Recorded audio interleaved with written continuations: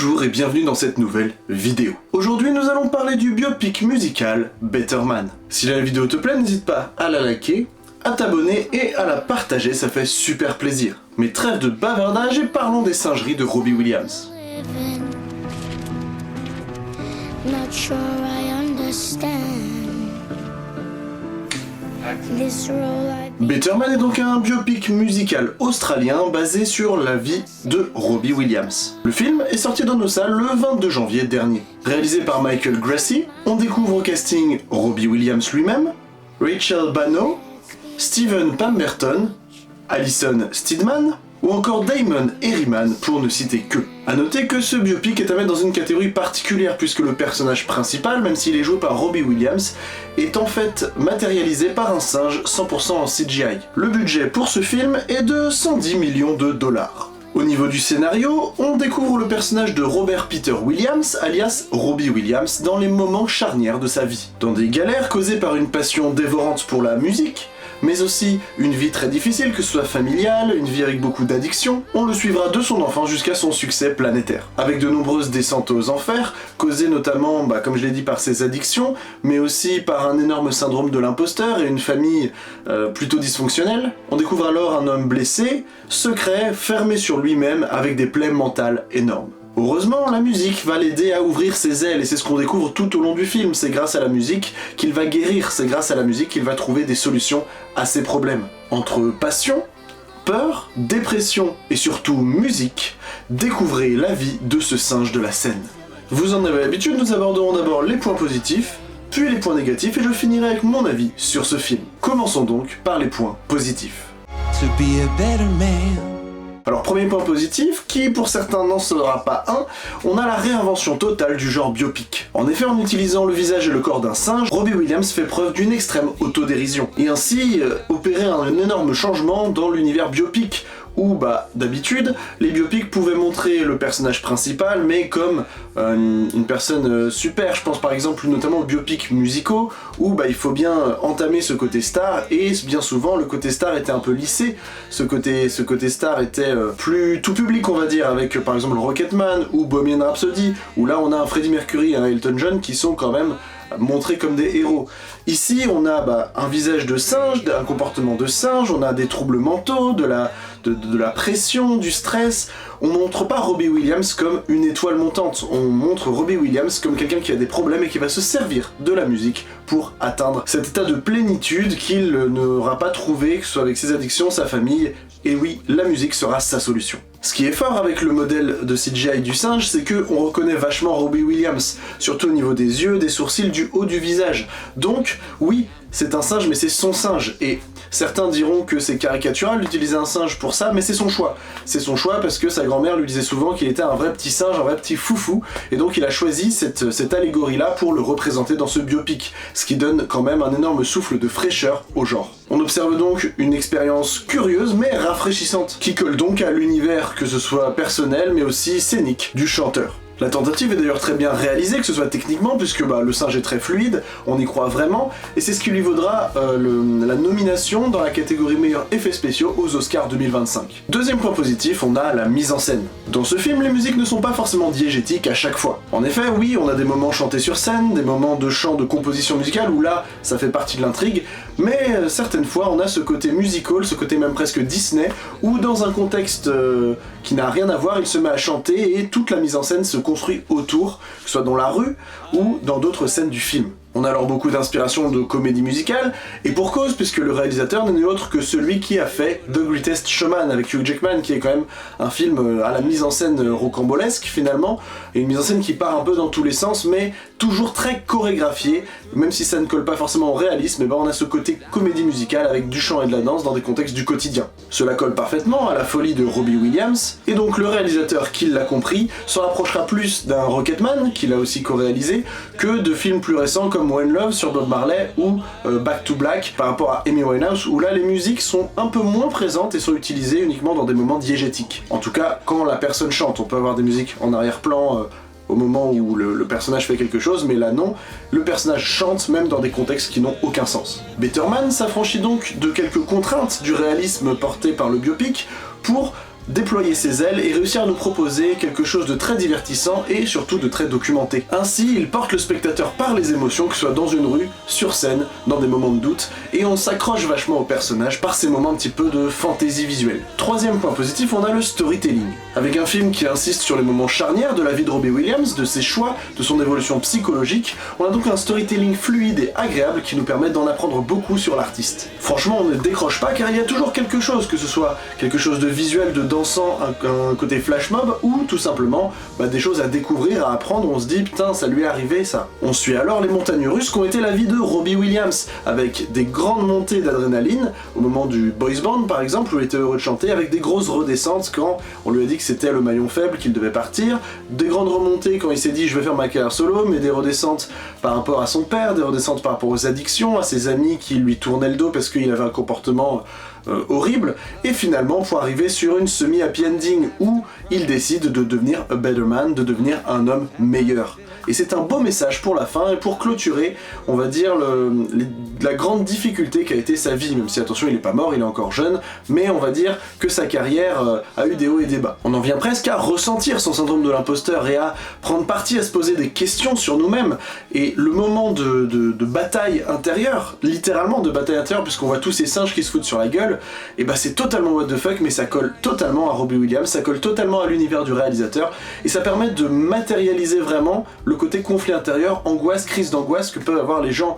Et donc ce développement psychologique est super cool parce que on a sous les yeux ce qui se passe dans la tête de pas mal de gens, et d'autant plus chez les artistes qui partent un peu dans tous les sens. Alors oui, ça n'a rien à faire dans un biopic, mais non, ce n'est pas inutile et tout simplement pour choquer. Non, ça n'a pas aucune utilité, c'est fait pour montrer le chaos qu'il y avait à l'intérieur de la tête de Robbie Williams. Le paroxysme des émotions est bien cette scène de fin où il retrouve son père, où, comme dit précédemment, il devient a better man, il décide de pardonner, il décide d'ouvrir son cœur et il décide de devenir quelqu'un de meilleur. Et donc cette scène finale qui matérialise encore une fois tout ça sur la musique My Way de Frank Sinatra, reprise ici du coup par Robbie Williams, c'est totalement touchant parce qu'il reprend une musique qu'on a vue dès le début du film, comme un fusil de Tchekhov qui est posé pour sa relation avec son père. On a la solution dès le début, mais elle n'arrivera qu'à la fin quand Robbie Williams décidera d'ouvrir son esprit. Et c'est hyper touchant de voir ça, et c'est une très belle fin, une très belle conclusion pour tout cet arc narratif. Après avoir vu ces points positifs, parlons des points négatifs. To be a better man. Alors au niveau des points négatifs, j'en ai noté un qui englobe quand même pas mal de choses, c'est un film qui fait peut-être trop de tentatives. Malheureusement, ce qui fait que le film est génial et innovant fait aussi ce qui causera sa chute. Nous y reviendrons un petit peu plus en détail au niveau de l'appréciation des gens dans la partie future, mais pour l'instant parlons des faits, parlons de ce qui fait que le film tente trop. Déjà, le film est visé vers un public américain, les États-Unis qui ne portent pas forcément Robbie Williams dans leur cœur. C'est un artiste qui marche beaucoup en Europe, qui marche au Royaume-Uni, en Australie, mais les États-Unis ne sont pas hyper fans et n'ont pas forcément tout ce background de Robbie Williams que tout le monde connaît, là où pour Queen avec Freddie Mercury, pour Amy Winehouse, on connaît plus ou moins. Ici, Robbie Williams c'est quand même un artiste qui n'est pas hyper connu sur une très longue durée, et donc, même si on connaissait son histoire, ça n'a pas pu intéresser le public cible, qui était les États-Unis donc. De plus, franchement, quand on voit un biopic tourné comme une comédie musicale, comme un musical, qui est déjà un style qui ne plaît pas à tout le monde, et qui en plus a son personnage principal, et uniquement son personnage principal, grimé en singe, en voyant la bande-annonce, on peut se poser des questions. Donc le combo de tout ça, c'est un peu la goutte d'eau qui a fait déborder le vase, et le film, on y reviendra, mais ne marche pas tant, tout simplement parce qu'il n'est pas fait pour attirer. Il est fait pour un public quand même assez curieux, un public qui peut-être aime le cinéma et aime ces petits rafraîchissements qui renouvellent un genre, car déjà le biopic, qui n'est pas forcément un genre qui attire de base, combiné à de la musique, un côté singe, je pense que c'est pas quelque chose qui est grand public, qui peut attirer tout le monde en salle.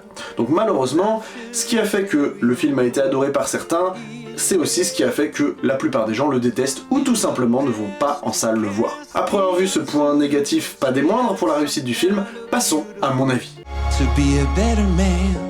Alors personnellement, vous l'avez peut-être compris, mais j'ai adoré ce film, j'ai été ébloui, j'ai été agréablement surpris et les émotions ont coulé pendant tout le film. Certes, 2025 n'est commencé que depuis un mois, mais pour l'instant, j'ai mon coup de cœur. Je n'étais pas forcément familier ou tout simplement pas très fan de Robbie Williams avant de voir ce film. Certes, je connaissais la plupart de ses chansons que j'ai pu reconnaître avec plaisir tout au long du film, mais franchement, c'était pas un musicien que j'écoutais très souvent, c'était pas quelqu'un avec qui je connaissais le background, que ce soit familial, le côté addiction, le côté psychologique, et franchement j'ai adoré découvrir tout ça, je me suis un peu reconnu dans ce personnage sur certains traits, et donc ça m'a fait rentrer à 100% dans le film. Ce qui m'a attiré en salle, en plus que ce soit un biopic musicaux, et vous le savez maintenant c'est un genre que j'adore, c'est ce côté singe. Pourquoi ? Quand on fait un biopic, surtout quand on bosse dessus et qu'on est le mec qui va chanter et doubler le personnage, on choisit de se grimer en singe.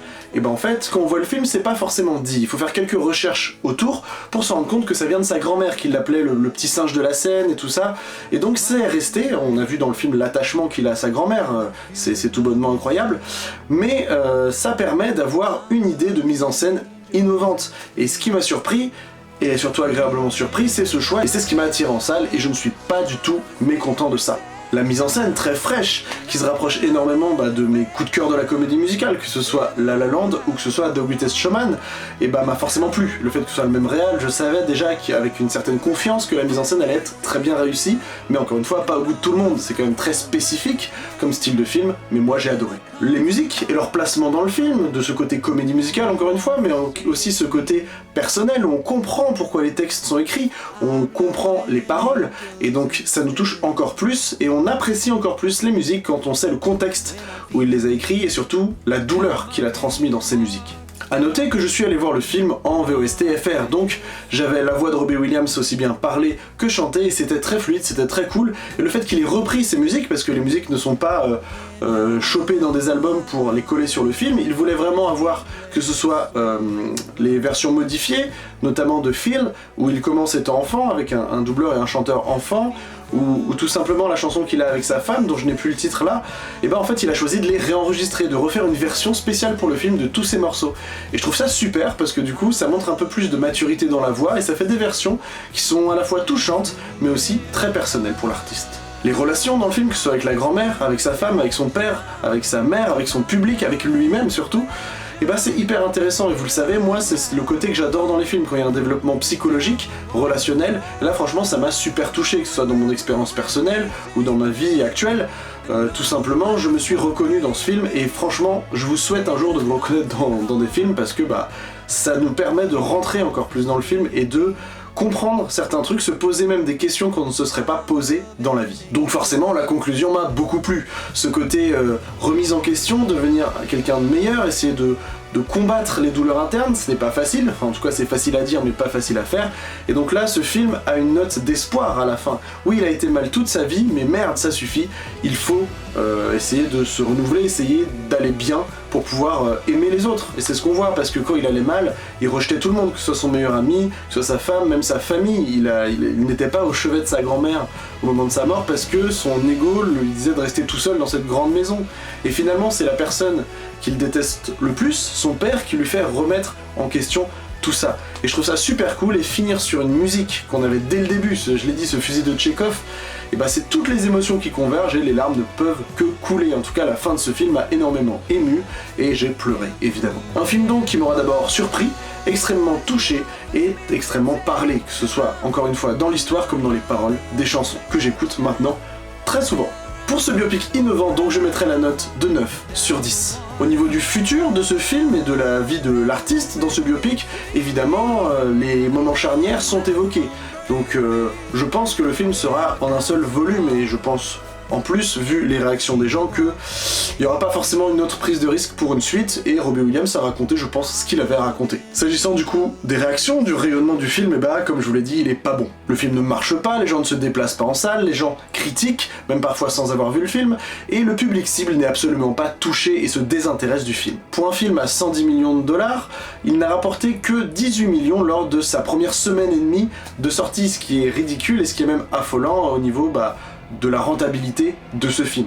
J'ai évoqué déjà les raisons dans le point négatif de pourquoi ça n'a pas marché, mais avec sa nomination aux Oscars, on aurait pu penser que le film gagne un peu en intérêt. Les gens aient un peu plus d'intérêt à aller voir le film. Malheureusement, ce n'est pas vraiment le cas non plus. On verra s'il est récompensé aux Oscars, et là peut-être que le côté récompense va pouvoir attirer plus les gens en salle. On va voir si une sortie physique, une sortie streaming pourra rebooster le film, que les gens se disent bon, ça vaut peut-être pas le coup d'aller le voir au cinéma, mais peut-être le voir quand même. Et ça peut peut-être donner une seconde vie au film. On verra bien. En tout cas, au niveau des avis de ceux qui sont allés le voir, il y a certains qui ne comprennent pas ce côté singe, qui n'ont sans doute pas fait leurs recherches ou pas forcément une ouverture d'esprit nécessaire pour comprendre un petit peu ce côté méta que Robbie Williams a voulu donner. Mais en tout cas, pour ceux qui ont vu et compris le film, les avis sont positifs, comme je le disais, un côté rafraîchissant, comme je le disais, ce côté assez touchant, ce côté autodérision, ce côté centré sur la psychologie de Robbie Williams. Et c'est ça qui est important en fait dans ce biopic, c'est la psychologie. Ça ne parle pas forcément d'un artiste qui va devenir connu, ça parle d'un homme qui a des problèmes et qui va se servir, que ce soit de l'amour des fans et de la musique, pour les régler et pour essayer de devenir son meilleur ami, d'arrêter d'avoir un syndrome de l'imposteur, de se voir à chaque réussite et de se faire ses propres reproches et de se rabaisser. Donc oui, c'est un biopic musical, mais c'est aussi un film profondément ancré sur la maladie mentale et surtout le processus de guérison. On espère donc que ce film soit vu et je vous invite à aller le voir s'il passe encore dans vos salles. Mais je ne sais pas s'il passera longtemps vu le manque d'intérêt des gens. Donc pour Robbie Williams et son Better Man, affaire à suivre. Et bien voilà, c'est déjà la fin de cette vidéo sur Better Man, j'espère qu'elle vous aura plu. Si c'est le cas, n'hésitez pas à le dire en commentaire, et même si ça vous a pas plu ou que vous avez des remarques à faire sur la vidéo ou sur le film, n'hésitez pas à le faire dans ce même espace. Merci à tous d'être là chaque semaine, même si le rythme a un peu baissé. Là, ces dernières semaines, on était sur une vidéo toutes les 2 semaines, donc on va voir comment ça évolue. Et si vous voulez plus de contenu, n'hésitez pas à aller sur TikTok, à regarder les shorts et à aller sur Insta. En tout cas, merci à tous, c'était Greg pour Popcorn Studios, coupé. What is a man? What has he got?